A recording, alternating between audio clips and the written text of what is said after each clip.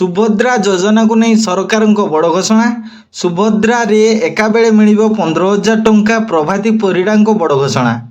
सुभद्रा योजना को नहीं बड़ अपडेट कौन रही चलतु भिडियो को फास्ट टू लास्ट पर्यंत देखा आ 15,000 टंका फायदा उठेबा। सुभद्रा योजना को नहीं बड़ घोषणा। पुणी उपमुख्यमंत्री प्रभाती परिड़ा यह नहीं गुरुत्वपूर्ण घोषणा करिसेंती जहाँ जानिबा निहाती आवश्यक। सुभद्रा योजना रे आवेदन को नहीं बड़ घोषणा करिसेंती राज्य सरकार। सुभद्रा को नहीं मोहन को बड़ घोषणा। मार्च 8 आसंता मार्च 8 तारीख अर्थात महिला दिवस रे मिलवा को जाउची द्वितीय पर्याय सुभद्रा किस्ती।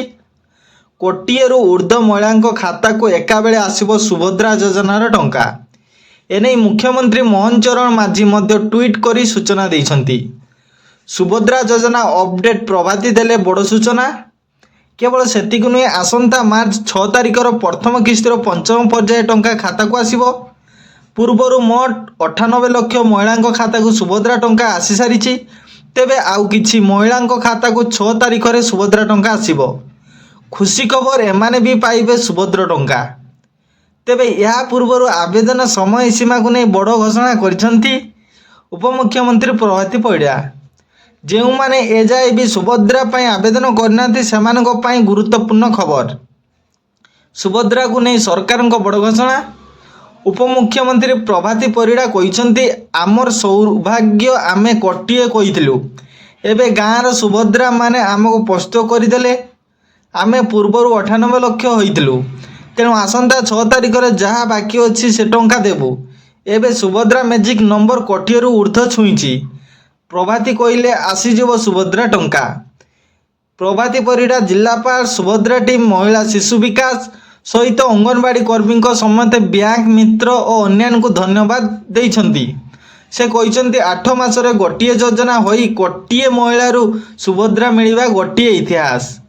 आज आवेदन कले केबे मिलिबो टंका।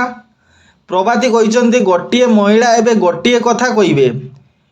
महिला दिवस पूर्व कोटिए छुईची संख्या। मार्च 8 तारिख रे समस्त हिताधिकारी खाता को सुभद्रा टंका जीवो। आउ यह एका बेले समस्त खाता को जीवो। सुभद्रा योजना को नहीं बड़ अपडेट। तेबे नुआ आवेदनकारी मार्च 31 होउची शेष तारीख। एही तारीख मध्य आवेदन कले 3टी किस्ती टंका एका बेले पाई परिबो। एथर पाई सुभद्रा आवेदन शेष तारीख। केउ माने पाइबे सुभद्रा टंका। उपमुख्यमंत्री प्रभाती परिड़ा कहिसेंती जेउ माने मार्च 31 भितर आवेदन करथिबे राखी पूर्णिमा रे एकाकालीन 3टी किस्ती रे टंका पाइबे अर्थात 15,000 टंका खाता को आसीबो। जेउ माने अप्लाई करनांते सेमानकर लास्ट तारीख होउची मार्च 31 तारीख रे आपण माने अप्लाई करले एका बेले के 15,000 टंका पाई परिबे।